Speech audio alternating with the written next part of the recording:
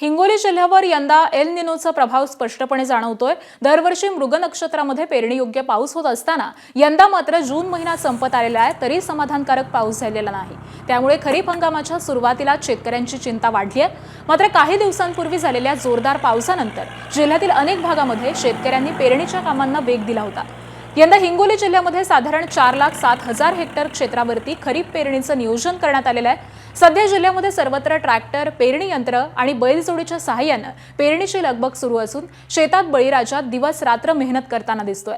उशिराने पेरण्या सुरू झाल्यामुळे उत्पन्नात काहीशी घट होण्याची शक्यता असून पाऊस पुन्हा नियमितपणे बरसला तर पिकांची उगवण चांगली होईल अशी अपेक्षा शेतकरी व्यक्त करतात। शेतातूनच आढावा घेतलाय आमचे प्रतिनिधी माधव दिपके यांनी।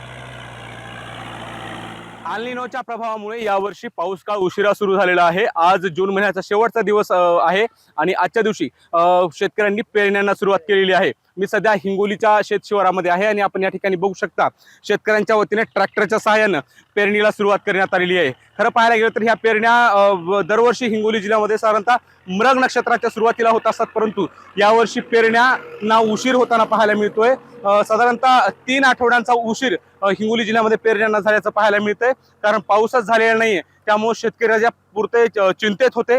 पाऊस पडावा अशी अपेक्षा व्यक्त केली जात होती, त्यानंतर पाऊस झालेला आहे आणि या शेतामध्ये सोयाबीन पेरणीचं नियोजन शेतकऱ्याच्या वतीने केलं जात आहे। सोयाबीन पेरलं जात आहे।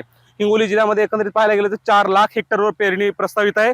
त्यामध्ये प्रामुख्याने पाहायला गेलं तर सोयाबीन, हळद, कापूस यासह विविध जे पिकं आहेत, तूर असो, मूग, उडीद या पिकांच्या लागवडीच्या पेरणीच्या कामाला वेग आलेला आहे आणि यावर्षी पेरण्या झाल्यानंतर जोरदार पद्धतीने पाऊस बरसावा अशी अपेक्षा शेतकरी व्यक्त करू लागले। तर उशिरा झालेल्या पावसामुळे पेरण्यांना सुद्धा उशीर झालेला आहे आणि आज अखेर जून महिन्याच्या शेवटच्या दिवशी हिंगोली जिल्ह्यामध्ये पेरण्यांना सुरुवात झालेली आहे। माधव दिपके, एबीपी माझा, हिंगोली।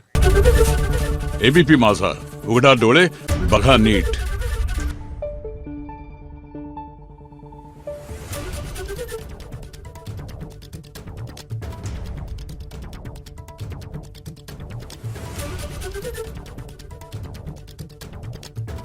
Thank you.